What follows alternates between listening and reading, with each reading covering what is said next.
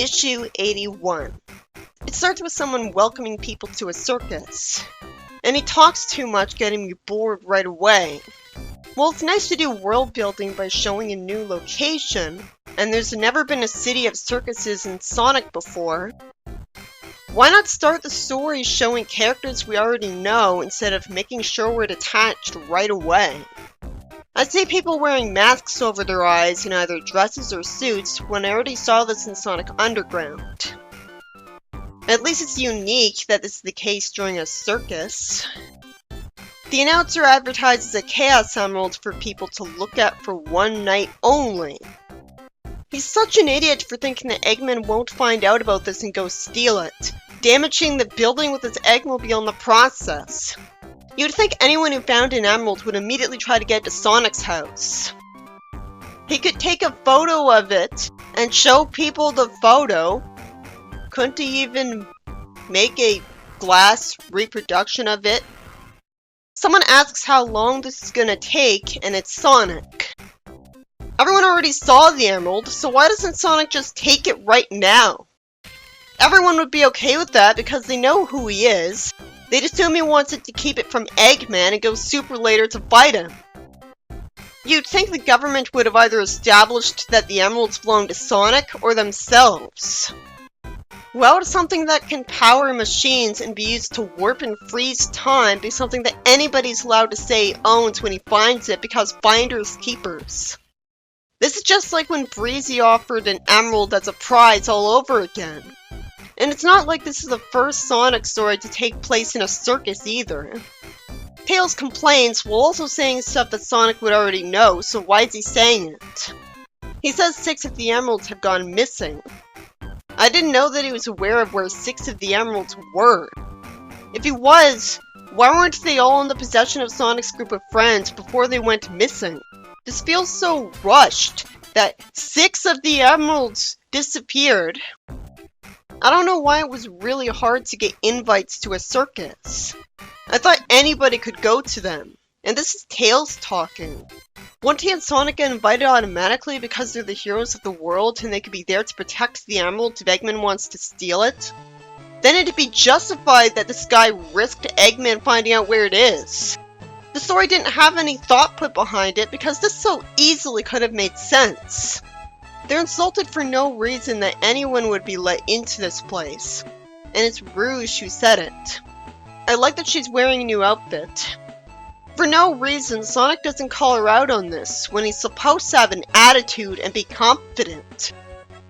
Why did she say this after Tails just said that it was hard to get invited here, when she knows they're the main people who ruin Eggman's plans? So why would them being in here mean that they'd let anyone in here? Wouldn't she also know that invites are hard to get? Just because she's a jewel thief doesn't mean it makes sense to make her evil in general for no reason. Rouge tended to tease people from the start, but it was always for a believable reason. She has nothing against these two. Why is Rouge telling Tails her emerald was stolen? Shouldn't she just assume Sonic already told him that because Sonic's his friend? The story's so boring. Nothing but dialogue, and some of it just recaps. I don't need to be told what the motivation of Sonic game characters are in a place with a Chaos Emerald in it. Sonic taunts Shadow that he can't use Chaos Control without an emerald, and Shadow doesn't correct him.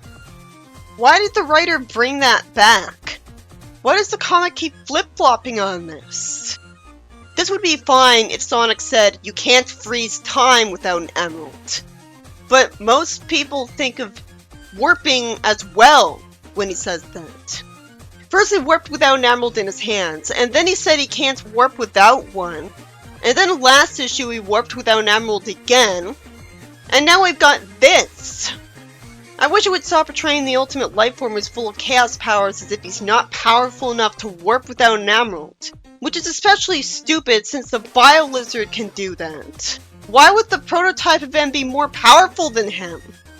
Like Shadow literally said, in response to it warping away, is that what Chaos Control is? So yeah, you'd have to have completely forgotten important parts of SE2 to think Chaos Control isn't warping. Shadow only thinks the emerald would be better off in his care out of arrogance. Anyone who tried to find an emerald would search Sonic's house first, but then he'd go on to try to find it in the homes of everyone else he's allied with. And as depressing as it is to say, Sonic and his friends are celebrities. They would have gotten doxxed. People would know where most of them live. It happens to big YouTubers. And Sonic teases them again. I know I'm supposed to think Shadow deserves it, but he's still annoying, so I feel bad for Shadow, who's not teasing him. I wish the announcer wouldn't talk so much. It's so boring. It takes a needless amount of time to start showing the circus performance because we need build-up to make it feel more epic. But why would I care about this? What does this have to do with the plot? It took too long of nothing but boredom to get to this point. Then the room fills with smoke, and the person who did it looks like an idiot by talking while standing still after he takes the emerald so that everyone knows what his voice sounds like and he's taking longer to get away. So the guards also look silly by not running in the direction of where the voice is coming from and all tackling him. It's such a stereotypical way to introduce a new villain in a kids' series. Just having him make an arrogant monologue even though it's stupid in context. Why did he wait for the smoke to go away, making it so that there was a risk of him getting grabbed? So he's just a thrill seeker? Sonic already has that trait. He also flies away. There's already been Sonic characters who can fly. Espio has smoke bombs. Nothing about this guy is original. So the only thing to be impressed about is the fact that the comic bothered to make a new villain after taking a long time to do so. Which is just faint praise. And it's just too silly for me to not find him annoying. Like he's only made this way because it's aimed at kids, when the series had way darker stories than this. Sonic expects me to believe that the fact that it's crowded in here magically justifies him not running after a thief. Even though he has to be able to stop fast too without injury. Or you'd notice him sliding ahead annoyingly far every time you try to stop with him in a way that makes sense with how fast he was going. This was just an excuse for Rouge and Shadow to go after the thief instead. It should have been written that Sonic was surrounded by people so that he'd have to push through the crowd slowly first, because if he just ran after him, he'd push someone down. Why doesn't Tails start flying after the thief at the same time that Rouge does? Why are Sonic and Tails being made to look like amateurs who just do nothing out of panic so that Rouge and Shadow could look better? And the writer has Rouge call Sonic slow to add insult to injury. If Sonic really cared about the thief being stopped, he would have took off right away, not waited to finish responding to Rouge first. I'd complain more, but this is IDW Sonic. It's in character for him. At least Sonic manages to get to the thief first. Except that's impossible, because Shadow got a head start. He's just as fast as Sonic, and it wasn't established that Sonic took a shortcut because he knew the surroundings the best. And the writer really does just think both teleportation and time travel are magically now not something you can do without an emerald, because otherwise he would have at least teleported to stop the thief by now. And now I know there's a problem with the fact that Shadow Generations revealed that Shadow knows about the fake emerald Tails made.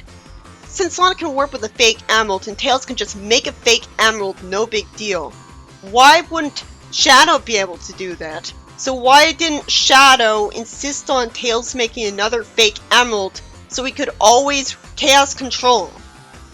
Shadow jumps onto the hot air balloon he was on and damages it, causing everyone on it to fall, separating Sonic from the thief, who he logically would have still been holding on to. So there's no way the thief would have gone separate from them, and Sonic should have focused on finding and grabbing him again first before wasting time whining at someone he knows has done his own thing, instead of go with the plan before, because he wants him to go with his plan, as if he had any reason to think he could convince him. What an idiot. The thief has no interesting personality traits. He's just a stereotypical cartoon villain, so he hasn't earned the right to be called by his name. Nobody's gonna be confused and wondering which thief I'm talking about. And what does he have to do with the moon? I'm giving the benefit of the doubt and assuming that what he has to do with the moon is going to be elaborated on later.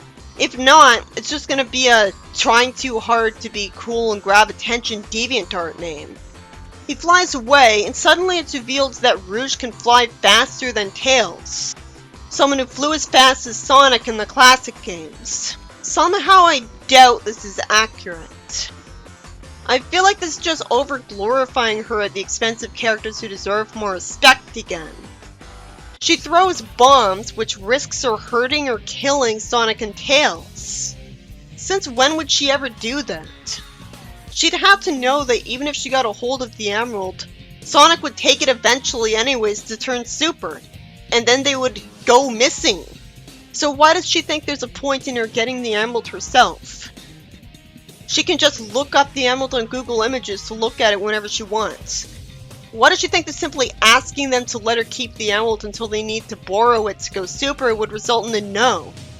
She could just take a random jewel like I would assume she always does regularly, instead of trying to find a Chaos Emerald to keep it for herself.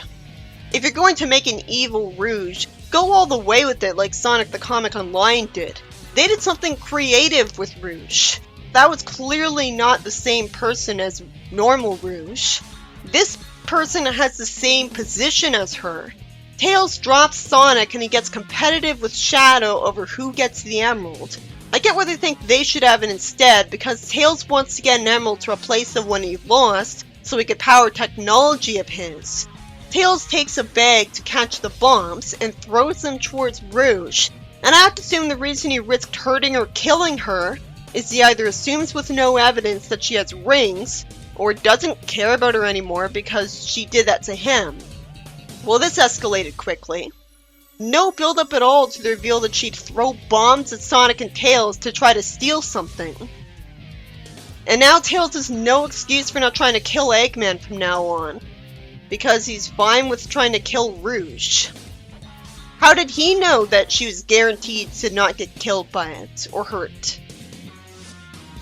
The shockwave of the explosion sends her crashing into something, and she gets food on her head that's not the color of popcorn, so that you'd only be able to guess that's that from the color of the popcorn, and the fact that they're shaped like it. Well, it's satisfying because she deserves it, and at least the stuff that's been happening with Rouge lately has never happened before. I just think it's out of character for Tails to either assume someone's invincible or remorselessly try to kill her. With a smile. Why does Sonic stop in front of the thief instead of tackling him and starting to hit him repeatedly until he's knocked out so that he can get the emerald out of him? Since when is any version of Sonic curious enough that he would stop in front of his enemy and try to ask him to volunteer information to further incriminate himself for no reason? Why would the thief ever tell him if he took the other emeralds? That just justified trying to hit him into telling him where he lives. He responds that if he told him his epic backstory, they'd lose the mystery and intrigue, and somehow insists that there's no fun in learning a character's backstory all of a sudden. And then the character who got a huge chunk of his popularity out of having a backstory tells him in a meta sort of way that he doesn't care about his past.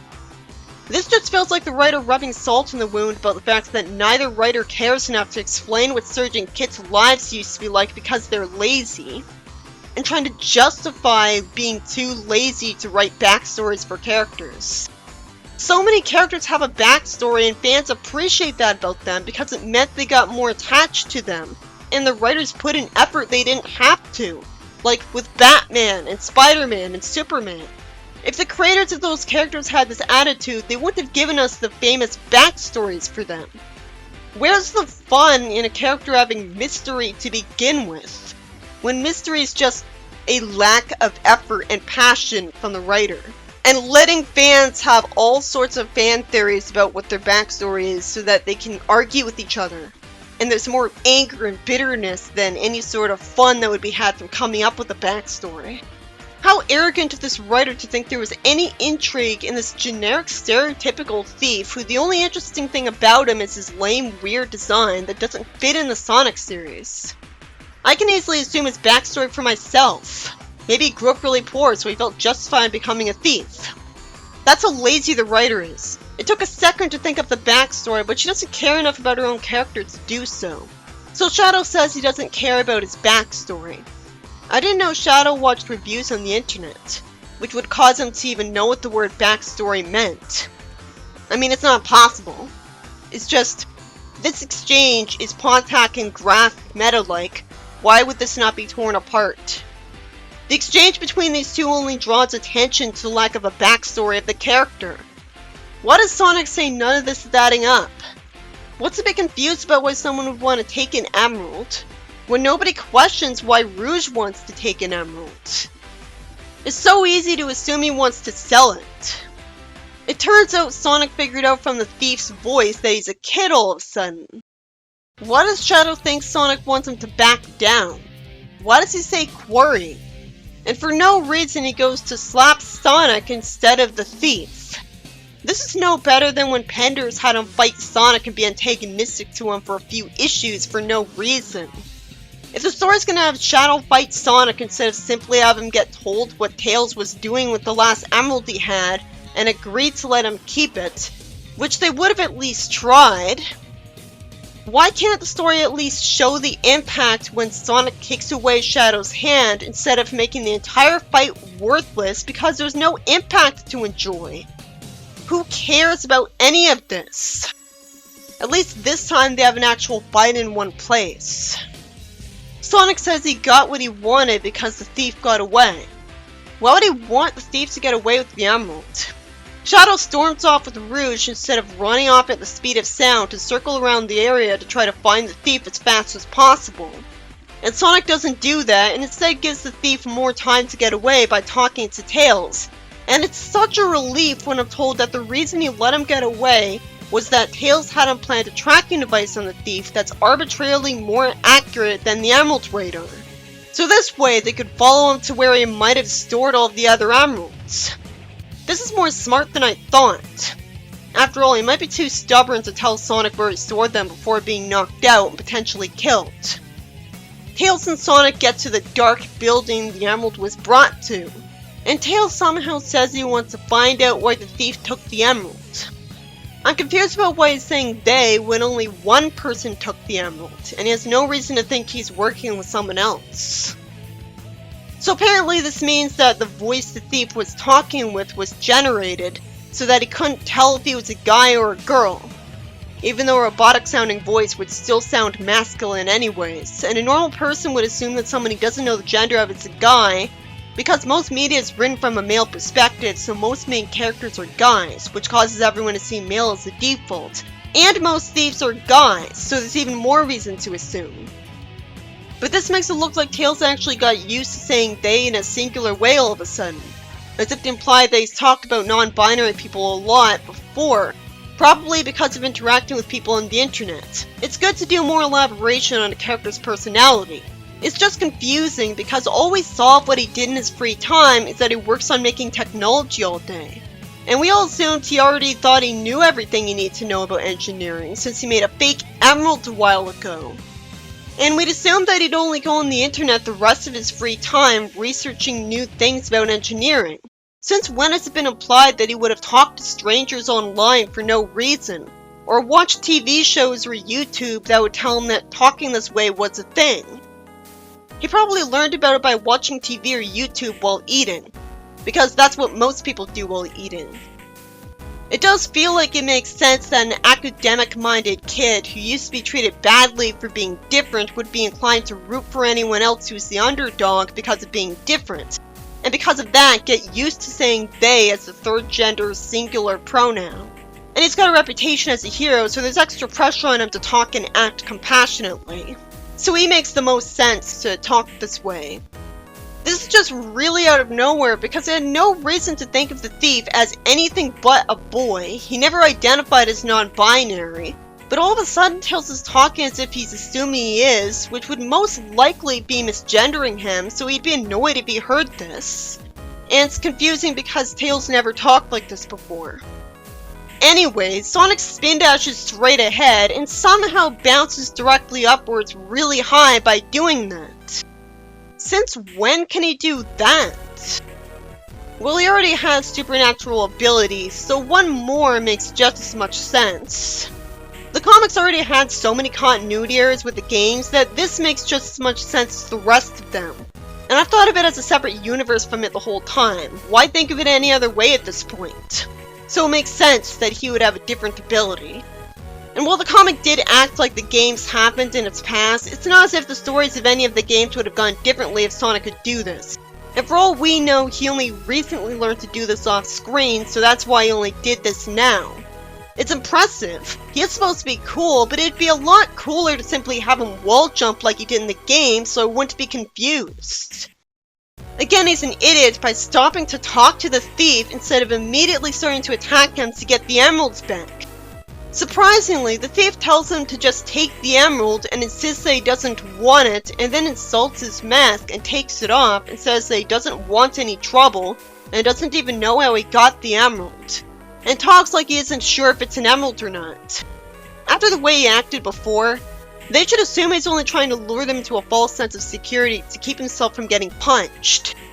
They do wonder if it's a trap, and Sonic confusingly says here goes nothing as if it's such a big deal to grab an emerald away from someone who's letting him do that. If he's cautious about this, then why doesn't he grab it away as soon as possible and run? So what's probably going on is that the mask is magical. It doesn't show Sonic grab the emerald before the story cuts away to Eggman's point of view. He confusingly says only a few more hours now. Why? He's made Eggmobiles that are as fast as Sonic when he's boosting. Why would he be hours away from it instead of right behind Sonic? What the hell could he have been doing for all those hours until now? I just wish I knew. He heads for the circus, so he was late in finding out where the emerald was. Even though its location would have been advertised in advance, and he doesn't have an emerald radar like he did in Adventure 2, would have had him be right behind Sonic by now. How is he this incompetent? He's got so many robots all over the world, and he could have had robots in charge of searching the internet to tell him where any emeralds were. Like, he would have bots all over the internet to give him whatever info he needs. So come to think of it, why didn't he find the emeralds before the circus ringleader did then? At first I assumed the ringleader was going to be a bad guy. And that would have been more creative, because I can't remember that ever happening before. I hate that the story ends there. So am I supposed to believe the mask was ripping off Majora's Mask a little by possessing whoever wears it into doing something evil? At least it doesn't feel like something Sonic did before. Practically every idea is something that a different franchise did before, so that's why I don't demonize ideas for ripping off other franchises. Though it is shameful to rip off a Nintendo franchise in what's supposed to rebel against Nintendo. It'd be lame if this was all just a trick of the thief, because that's more predictable. I assumed that the heroes would get the emeralds back home by the end of the story. If the mask can take over a person's brain, why on earth would it still be possible for the person to take it off? Why would the mask make the person take it off if it's the mask doing it when that just relinquishes its control of them? At least it's an intriguing mystery. But I'd rather not have stories end on an intriguing mystery when they end in cliffhangers that take a month to resolve. When I first saw the moon blown in half on this panel, I was like, wow, they actually referenced that. It's faint praise though, because this should be standard. It's only exciting because the games don't do this for some reason. It's the bare minimum. Why isn't anything else about the story great? This boring issue by Evan Stanley was about someone who acts like a generic cartoon villain getting away with stealing an emerald from a circus, Shadow and Rouge making Sonic and Tails look like stupid amateurs because they're somehow quicker to go after him, only for everyone to look like a stupid amateur because somehow they all just stopped to talk to him instead of beating him up to get the emeralds back. Though Sonic didn't need to beat him up because all he wanted to do was put a tracking device on him to follow him to where he was before. So that's one smart idea of Tails in a story full of dumbass character moments and vilifying Rouge into a casual murderer. The first part of the story was so boring because its pacing was too slow and it was nothing but boring, overly abundant dialogue that often just did recap the characters already knew. The rest was just a mess of Shadow and Rouge being idiots again in a situation that logically never would have happened. Because if anyone found an emerald, he would just return it to Sonic, not advertise it, because that's going to cause Eggman to try to steal it.